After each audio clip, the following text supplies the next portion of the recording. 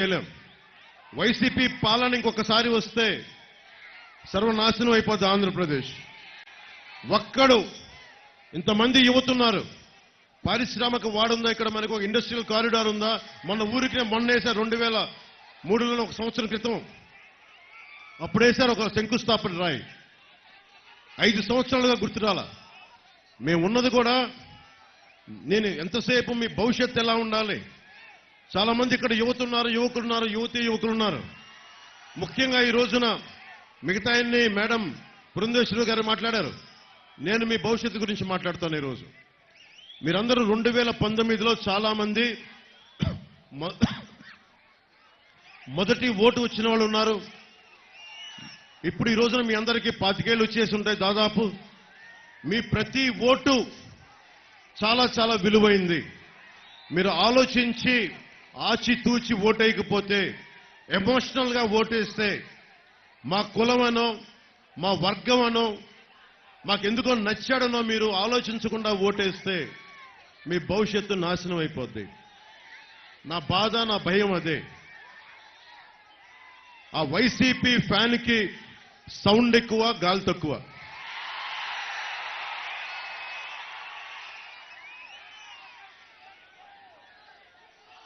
జగన్ కి ఈ మధ్యన నన్ను మాటలు ఎక్కువ తిట్టేస్తా ఉన్నాడు. పాపం కంట్రోల్. నేను ఏమనుకుంటాను, జగన్ కి నన్ను తిడుతుంటే నాకు చాలా కోపం వచ్చేస్తా అనుకుంటాడు. నన్ను మీరు ఏమి తిట్టినా నాకు కోపం రాదు. మీ మీద ఒక్క ఈగ వాలితే నాకు ఆపాద మస్తకం. ఒక దళిత డ్రైవర్ని డోర్ డెలివరీ చేస్తే నాకు వచ్చిన కోపం చాలా చాలా ఎక్కువ. మీరు నన్ను పచ్చి బూతులు తిట్టినా కానీ నా కోపం రాదు. కానీ అకారణంగా, అన్యాయంగా, దారుణంగా ఒక దళిత కులానికి చెందిన డ్రైవర్ని మీరు చంపేసి డోర్ డెలివరీ చేయగానే నాకు వచ్చిన కోపం అంత ఇంత కాదు. నేను చాలా బాధ్యతగా ఉన్నాం. ఇక్కడ మన ఎంఆర్పీఎస్ సోదరులు చాలా మంది ఉన్నారు. ఇక్కడ మీకు తెలుసు, నేను కులాల గురించి మాట్లాడినప్పుడు అందరూ దూరంగా పెట్టే రెల్లి కులస్తులు నేను గుండెలకు హత్తుకున్నాను. ఆ రెల్లి కులస్తులకి నేను ఎందుకంటే అణగారిన వర్గాలకి, అన్ని కులాలతో పాటు అణగారిన వర్గాలను హక్కును చేర్చుకోవాలన్నదే జనసేన తాలూకు ఆశయం.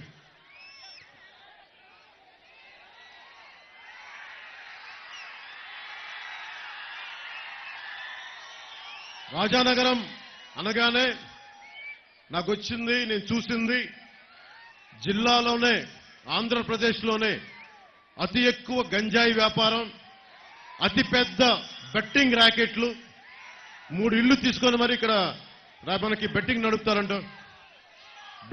మనకి బ్లేడ్ బ్యాచ్లు, దోపిడీలు, ఆగడాలు, ఇవన్నీ ఒక పెద్ద కుటుంబం నుంచి వచ్చిన ఒక ఎమ్మెల్యే జక్కంపూడి రామ్మోహన్ రావు గారి ఇంటి నుంచి వచ్చిన వాళ్ళ చేస్తుంది ఇవన్నీ అనేది నిజంగా నాకు చాలా బాధ కలిగింది. జక్కంపూడి రామ్మోహన్ రావు గారి కుటుంబం నుంచి వచ్చి వాళ్ళ బిడ్డలు ఇంకెంత ఉన్నతంగా ఉండాలి. వాళ్ళు కూడా బ్లేడ్ బ్యాచ్లు మెయింటైన్ చేసి, గుండా బ్యాచ్లు మెయింటైన్ చేసి, వాళ్ళు కూడా గంజాయిని ఎంకరేజ్ చేసి, వాళ్ళు కూడా ఇసుక స్కాములు చేసి, వాళ్ళు కూడా ఆ స్థాయికి చేస్తే మనం ఎవరికి వెళ్తాం? ఎటువైపు చూస్తాం? ఎవరి దగ్గరికి వెళ్ళి మనం మన అభ్యర్థి అనుకుంటాం? మన నేలలో పుట్టి పెరిగినోడు, మనకు అండగా నిలబడేవాడు, ఈ రోజు నుంచి వచ్చిన కౌలు రైతుల కష్టాలకు నేను అండగా ఉన్నానని చెప్పి నాకు సాయం నిలబడ్డవాడు, మన బలరామకృష్ణుడు అంటే శ్రీకృష్ణుడు అన్నగా విన్నాం. అలాంటి బలరాముడు రాజానగరానికి అండగా ఉన్నాడు. బలరామకృష్ణుడు పెద్దంటి వ్యక్తి కాదు, కింద నుంచి పైకి వచ్చినవాడు, ఒడిదుడుకులు ఎదుర్కొంటున్నవాడు, అండగా నిలబడేవాడు. అందుకనే నా మొట్టమొదటి నేను అనౌన్స్ చేసిన సీటు రాజానగరం అనౌన్స్ చేశాను.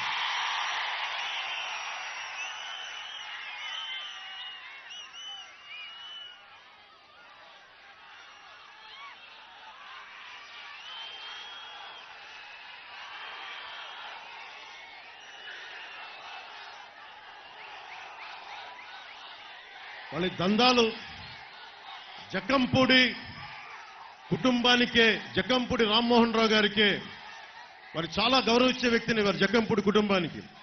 కానీ వారి పిల్లలు అంటే చెడు సావాసం ఎలా ఉంటుందంటే, జగన్ సావాసం చేస్తే జక్కంపూడి గారి పిల్లలు కూడా పాడైపోరనడానికి ఇదే నిదర్శనం. గాదాల్లో 46 ఎకరాలు లేఅవుట్ వేశారు. రాజానగరంలో 30 ఎకరాలు లేఅవుట్ వేశారు. రాజమండ్రి ఎయిర్పోర్ట్ దగ్గర 72 ఎకరాలు లేఅవుట్ వేశారు. వీటికి లేఅవుట్ వేయకూడదని మీరు అనొచ్చు, వేయడం తప్పు కాదు. అదే మీలో ఒకడొచ్చి నేను లేఅవుట్ వేసుకుంటాను నా ఎకరంలో అంటే మీరు ఎమ్మెల్యేకి 15% కమిషన్ ఇవ్వాలి మీరు. మరి వీళ్ళందరూ కూర్చొని వారు వేసిన ఈ 150 పైచిలుకు ఎకరాలకి లేఅవుట్ మీ భవిష్యత్తు నుంచి తీసేశారు. మీ ఇండస్ట్రియల్ ఇన్ఫ్రాస్ట్రక్చర్ పెట్టాల్సిన పెట్టుబడి, మీ విద్యలకి పెట్టాల్సిన పెట్టుబడి, ఇవన్నీ కూర్చొని కరెంటు, రోడ్లు, ఇన్ఫ్రాస్ట్రక్చర్ అంతా వాళ్ళు గవర్నమెంట్ డబ్బు తీసుకుంటే మనం ట్యాక్స్ కట్టిన డబ్బులతో వేసుకున్నాం. చివరికి ఎంత దౌర్భాగ్యం అయిపోయిందంటే, నన్నయ్య యూనివర్సిటీ వీసీ పదవికి కూడా కొన్ని కోట్లు ఇస్తే గాని పదవి రాలా. అలాగే డెంటల్, ఇంజనీరింగ్ కాలేజీలు, వీటి మీద కూడా అరాచకాలు పెరిగిపోయినాయి. ఎమ్మెల్యే కాకముందు జక్కంపూడి రామ్మోహన్ రావు గారు చాలా సింపుల్ వ్యక్తి, కార్మిక నాయకుడు, ప్రజలకు అండగా ఉండే వ్యక్తి, ప్రజల్ని దోచుకున్న వ్యక్తి కాదు. అలాంటి వ్యక్తి పిల్లలు ఈ రోజున కష్టపడి డబ్బులు సంపాదించుకున్న ఆస్తులు కొనుక్కుంటే పర్లేదు, కానీ ఇసుక భవన నిర్మాణ కార్మికులకి పొట్టగొట్టి ఒక జేపీ వెంచర్స్ ప్రతిమా కంపెనీ అని చెప్పి ఆ కంపెనీకి ఒక్కళ్ళు కలిపి ఇసుక అమ్మేస్తే ఆ ఇసుక నుండి వచ్చిన డబ్బులు స్కాములతోటి ఇలా ఇల్లు కట్టేసుకుంటే ప్రజలు, రాజానగరాన్ని ప్రజలు నలిగిపోతా ఉన్నారు, ఎమ్మెల్యే బాగుపడతా ఉన్నాడు. ఈ దోపిడీ ఆగాలి అంటే బలరామకృష్ణ రావాలి, బలరామకృష్ణ గెలవాలి.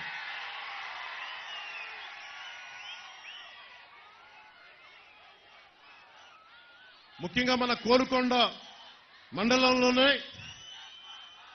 ప్రభుత్వం కోసం, ప్రభుత్వం చేత 600 ఎకరాలు కొనిపించారు. 15 లక్షలు ఎకరం అయితే దాని 45 లక్షల నుంచి 60 లక్షల దాకా విలువ కట్టి ప్రభుత్వం చేత కొనిపి, అది మనం కష్టపడి సంపాదించుకున్న డబ్బు, మనం ట్యాక్సులు కట్టిన డబ్బు. అది స్థలం యజమానులకి 20 లక్షలు ఇచ్చి బ్యాలెన్స్ వీళ్ళు తీసుకున్నారు. ఎందుకు ఎవ్వరూ ఉండలేని తీర ప్రాంతానికి రక్షణగా ఉండే మడ అడుగు ఆవ భూములను కూడా 40 లక్షలకి అమ్మేశారు. నిజంగా విలువైన ప్లాట్లు ఉన్న చోట వాళ్ళ బినామీల పేర్లు తీసుకున్నారు, వాళ్ళ బినామీల మీద తీసుకున్నారు. ఎక్వైర్ చేసిన 600 ఎకరాల్లో ఇంకా 150 ఎకరాల్లో ఇంకా వీళ్ళు కూర్చొని వ్యవసాయం మొదలు పెడతా ఉన్నారు. ల్యాండ్ ఎక్విజిషన్ యాక్ట్ కేంద్రం నుంచి వచ్చిన నివేదికలో ల్యాండ్ ఎక్విజిషన్ యాక్ట్ అత్యంత దుర్వినియోగం అయిన నియోజకవర్గంగా రాజానగరం ఉంది. దానిని మన నాయకులు బత్తుల బలరామకృష్ణ గారు సరి చేస్తారు. ఇసుక మాఫియా రోజుకి పాలసీ వచ్చాక ఒకటే ట్రాక్ షీట్ మరీ పెట్టుకొని రోజుకి వందలాది లారీలతో ఒక అక్రమ వ్యాపారం, కేవలం ఇసుక వ్యాపారాల మీదే 100 కోట్లు సంపాదించారు. ఈ 100 కోట్లు స్థానిక ఎమ్మెల్యే తీసుకున్నారా, వైఎస్ జగన్ తీసుకున్నాడా, అది వాళ్ళిద్దరి మధ్య ఒప్పందం, అది మనకు తెలియదు. అది మొన్నే తోట త్రిమూర్తులు గారి ఇష్యూ చూసాం. 28 సంవత్సరాల క్రితం దళితులకి శిరోముండనం చేయిస్తే మళ్ళీ అలాంటి సంఘటన ఈ రోజున మళ్ళీ మనకి కొంతకాలం క్రితం రాజానగరంలో జరిగింది. తప్పులు చేస్తే కోర్టులు శిక్ష విధించడం, పోలీస్ స్టేషన్లో కంప్లైంట్లు ఇవ్వడం వేరే, కానీ చట్టాన్ని మనం చేతుల్లోకి తీసుకొని అగౌరవపరచటం, వారి మీద దాడులు చేయటం, ఇది నిజంగా అనైతికం. అందుకని ఇది పోవాలి, ఇలాంటి అరాచకాలు పోవాలంటే బత్తుల బలరామకృష్ణ గారు ఎమ్మెల్యేగా గెలవాలి.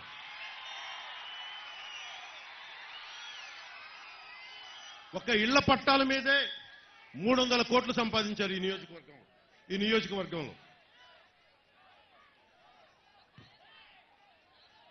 బ్లేడు బ్యాచ్ల్ని, స్కాములు చేసే వాళ్ళని, కర్ణాటక నుంచి వచ్చిన ఒక ఐపీఎస్ ఆఫీసరు అందరిని నియంత్రణ చేస్తే ఆయన్ని ఇబ్బందులు పెట్టి ఆయన ఇక్కడి నుంచి పంపించే వరకు ఊరుకోలేదు. ఎవరైనా సరే నిజాయితీగా ఉన్న ఒక అఫీషియల్ వచ్చి ప్రజలకి అండగా నిలబడదామంటే వాళ్ళని పని చేసుకునే పరిస్థితుల్లో లేదు ఈ రాష్ట్రం.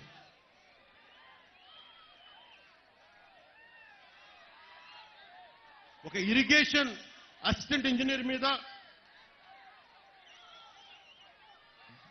దాడి చేశారు. అధికారులు కంప్లైంట్ ఇస్తే ఒక్కళ్ళు దాని మీద చర్య తీసుకోవాలి. మనం కొండలు, వాగులు, వంకలు మన సంపదది. కొండలు, కోనలు, వాగులు, వంకలు మన సంపదది. దాన్ని ఎవడు ధ్వంసం చేయడానికి లేదు.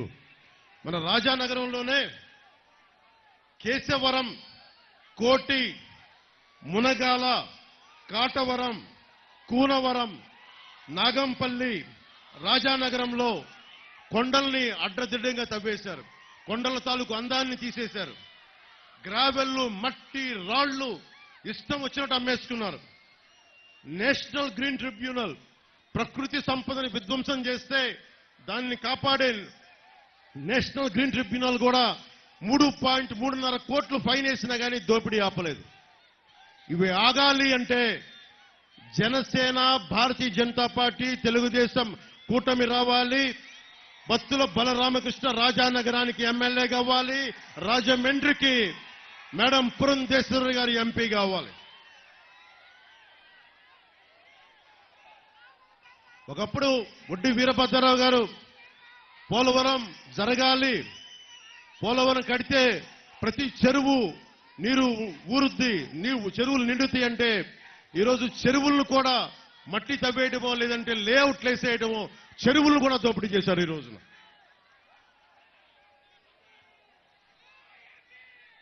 ప్రతిసారి ఎవరో మాట్లాడతా నేను కులాలను దాటి ఆలోచించేవాడిని. రెల్లి కులాన్ని ఇంత గుండెల్లో తీసుకున్నవాడిని. సినిమాల్లోకి రాకముందు అన్ని మతాలు సమానం అంట జానీ అని చెప్పి ఒక క్రిస్టియన్ యువకుడు కథ తీసిన వాడిని.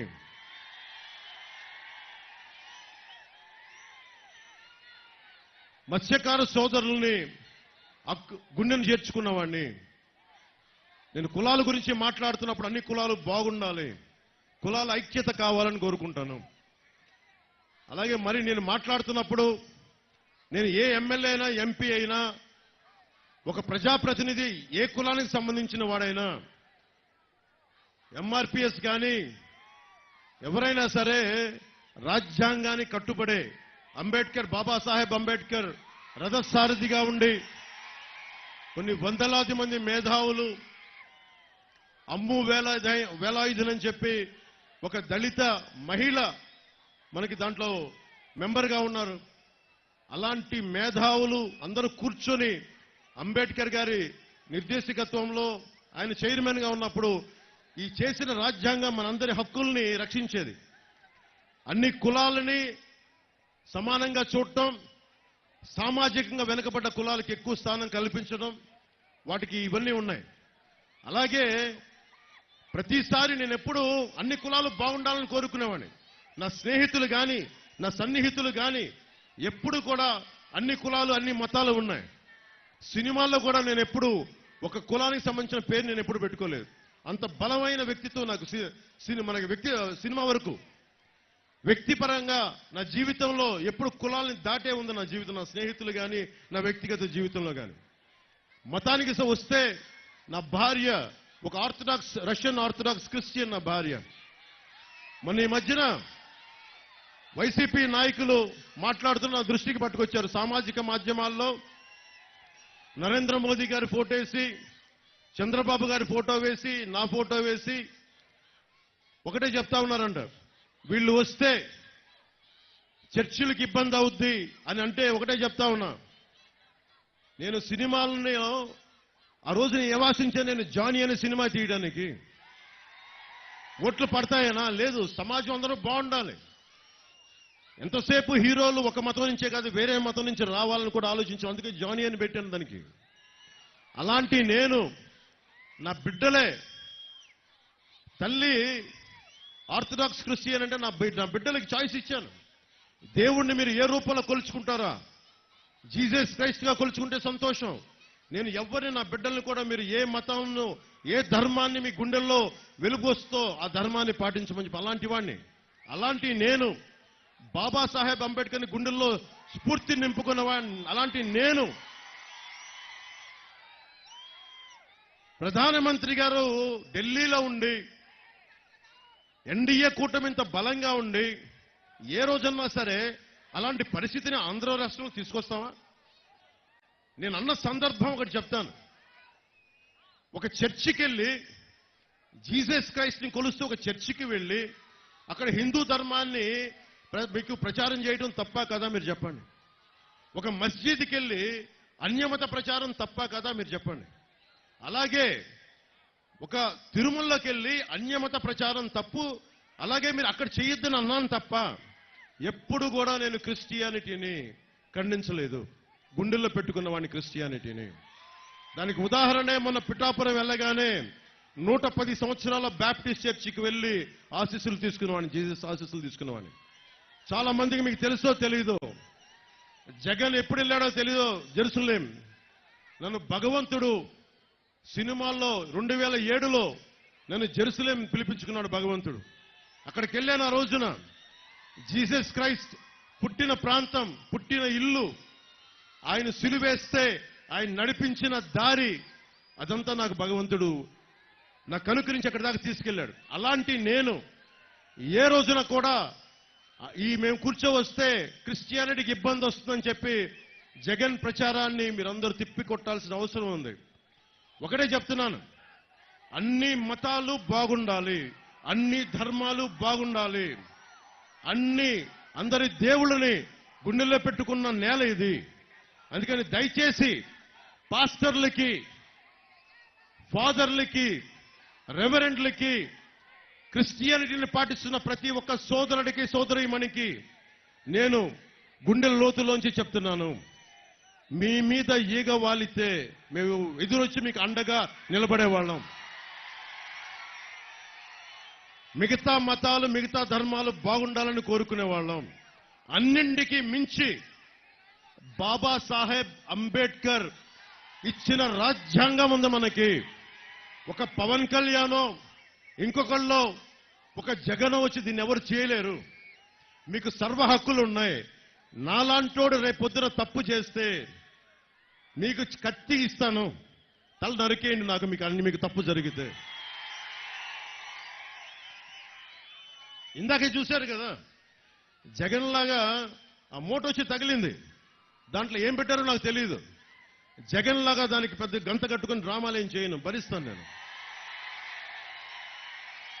ఎన్నిసార్లు మనకి వైఎస్ రాజశేఖర రెడ్డి గారి నాయకులు ఎన్నిసార్లు నా మీద రాళ్లేశారు, ఈపులు పగిలిపోయాయి మా అందరికీ. అన్ని తట్టుకొని వచ్చాం రాజకీయాల్లోకి. ఇలాంటి రౌడీ మూకలకి, ఈ తాటాకు చెప్పులకి అసలు బెదరం. అరే, దశాబ్దాల నుంచి ఒంటరిగా నడుపుతున్నాం పార్టీ, ఒక్కళ్ళమే ఉన్నాం. అన్ని ఒడిదుడుకుల్ని తట్టుకొని నిలబడి ఉన్నాం. దేనికోసం అంటే మీ భవిష్యత్తు కోసం, ఆడబిడ్డల రక్షణ కోసం. 30,000 మంది ఆడపిల్లలు అదృశ్యమైతే ఆ మహారాణి పరదాల్లో తిరుగుతూ ఉంటుంది. ఆ మహారాణి నా మీద ఎక్కి ఏడుస్తూ ఉంటాడు ఆ మనిషి. ఏదైనా మాట్లాడితే కడప కోర్టుకెళ్ళి మరి బాబాయ్ గురించి మాట్లాడద్దంటారు. సరే, నేను వైఎస్ వివేకానంద రెడ్డి గురించి మాట్లాడను, వారి హత్య గురించి మాట్లాడను, కత్తిపొట్ల గురించి మాట్లాడను అని సభాముఖంగా నేను తెలియజేసుకుంటున్నాను. జక్కంపూడి రాజా గారు కాపు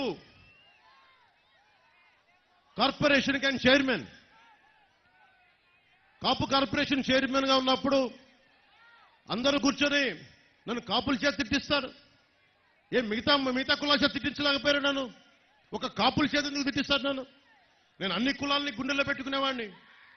అంటే మీరు నా అభిమానుల్లో పాయికరావుపేటలో పోరాట యాత్ర అప్పుడు నా కోసం తోరణాలు కడతా 2 బిడ్డలు చనిపోయారు. చనిపోయి వాళ్ళ ఇళ్ళకెళ్తే ఒక రూమ్ ఇల్లు, లోపలికి పోతే నేను అడిగాను, నా అభిమానులు చనిపోయారని చెప్పి తలా నేను కొన్ని లక్షలు డబ్బులు ఇచ్చాను. బాధ కలిగింది. చూస్తే ఒకళ్ళు శెట్టిపల్లి కులానికి చెందిన అభిమాని, ఒకళ్ళు ఇంకొకళ్ళు రజక కులానికి చెందిన అభిమాని. అలాంటి నేను కులాలను దాటే మాట్లాడతాను. కాపు కులం కార్పొరేషన్ గురించి కూడా మాట్లాడుతున్నానంటే ఈ రోజున అన్ని కులాలతో పాటు కాపులకు అన్యాయం జరిగితే కాపుల గురించి ఖచ్చితంగా మాట్లాడతాం.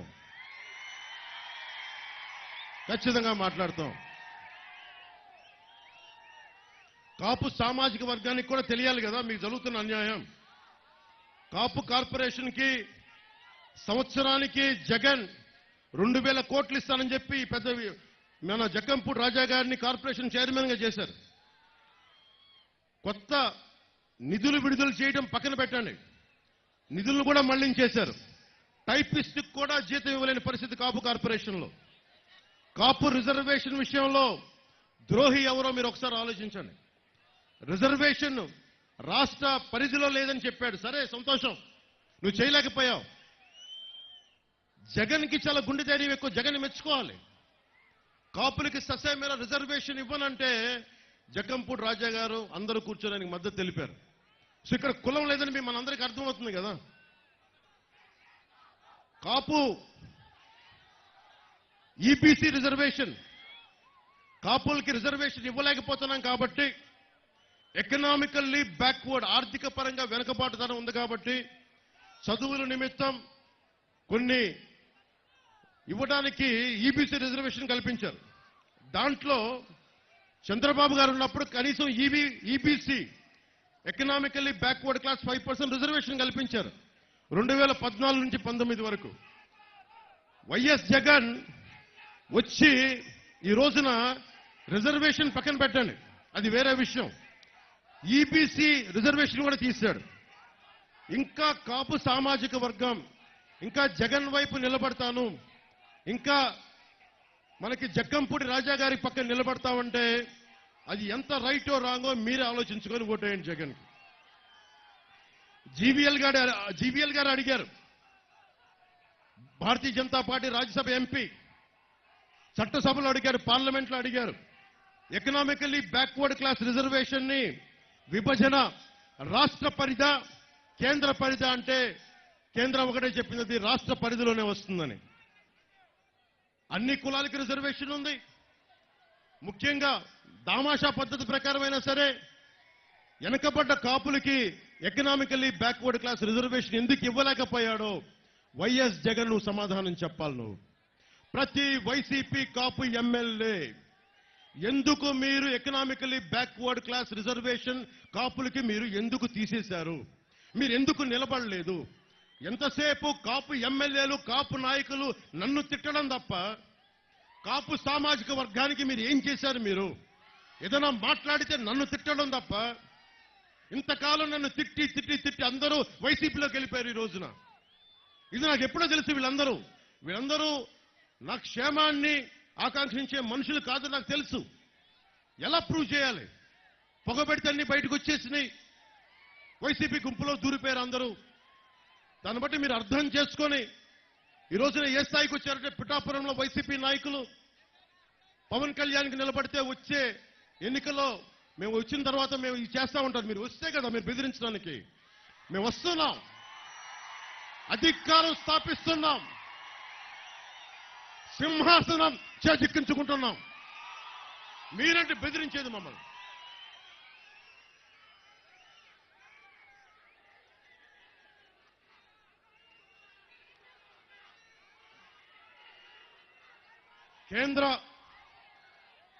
కేంద్ర ప్రభుత్వం ఎందుకు మేడం పురంధేశ్వరి గారిని రాజమండ్రి ఎంపీగా మనం గెలిపించుకోవాలి? ఇందాక బత్తుల బలరామకృష్ణ గారు చెప్తా ఉన్నారు, సాగునీరు తాగునీరు కావాలంటే కొన్ని కేంద్ర అనుమతులు తప్పవు. కొన్నిటికి పోలవరం అయితే మన చెరువులు నిండుతాయి, వీళ్ళు లేఅవుట్ వేసిన చెరువుల్ని తిరిగి చెరువులు చేద్దాం. అలాగే పోలవరం పూర్తి చేయాలి. అందరూ దాన్ని పిచ్చి పిచ్చిగా దాన్ని జగన్ ప్రభుత్వం అన్యక్రాంతంగా వాడేశారు. దాన్ని మన కేంద్ర మంత్రి గజేంద్ర షెకావత్ గారు నాకు ఒకటే చెప్పారు ఆయన కలిసినప్పుడు, వైఎస్ జగన్ ప్రభుత్వం పోలవరం ప్రాజెక్ట్ ని ఒక ఏటీఎం లాగా వాడేశారు, దాన్ని ఎనీ టైం మనీ లాగా వాడేశారు. అది మనం వచ్చి బాగు చేద్దామంటే నీకు వారి తరఫున మాటిస్తా ఉన్నాను, వచ్చి పోలవరాన్ని పూర్తి చేసే బాధ్యత ఎన్డీఏ నరేంద్ర మోదీ గారి నాయకత్వంలో కేంద్ర ప్రభుత్వం తీసుకుంటుంది.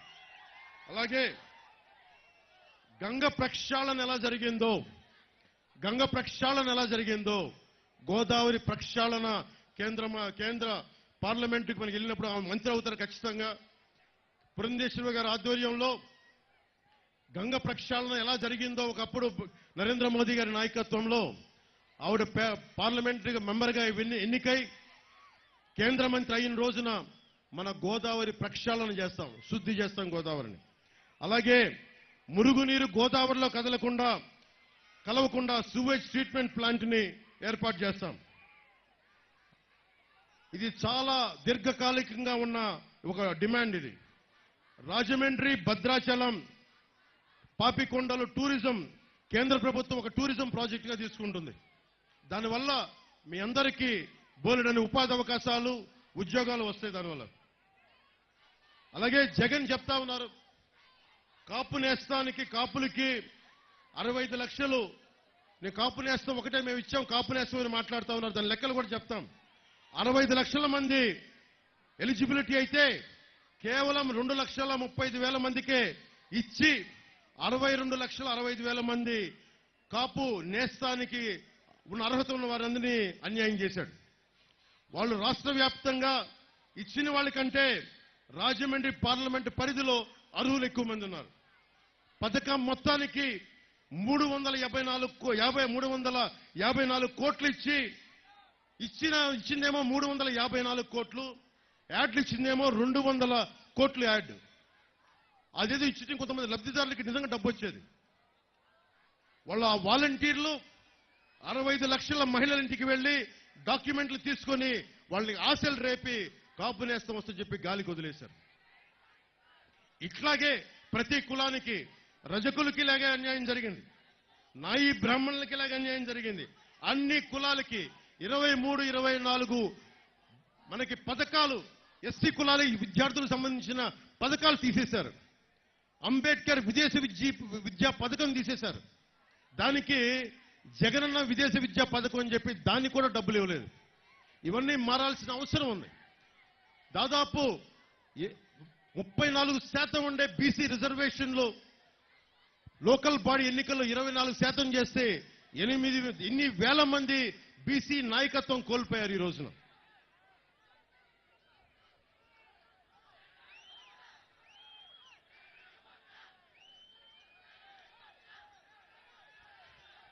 మీరు జగన్ యువత కూడా చెప్తా ఉన్నా,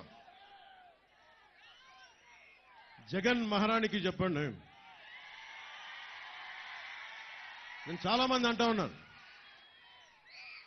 నిన్న మాట్లాడుతూ ఉంటే సార్ మీ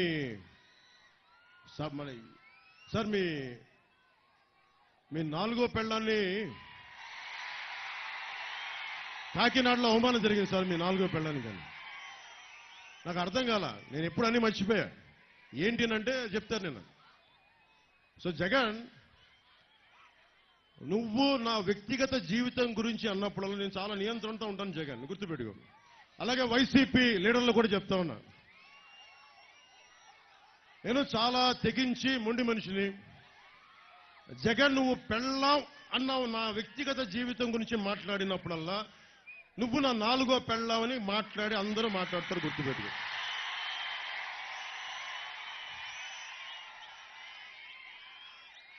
మనం మాట్లాడితే అంట నేను కూర్చోబెట్టి నియోజకవర్గాల్లో మారుస్తా ఉంటాను. మరి నువ్వెందుకు మార్చావు? నువ్వు 70 మంది ఎమ్మెల్యేలకు ఎందుకు మార్చావు? ఎక్కడో నెల్లూరులో ఉన్న వ్యక్తిని తీసుకెళ్లి నరసరావుపేట ఎంపీకి ఎందుకు పెట్టావు నువ్వు? అంటే నీకో న్యాయం, మాకో న్యాయమా?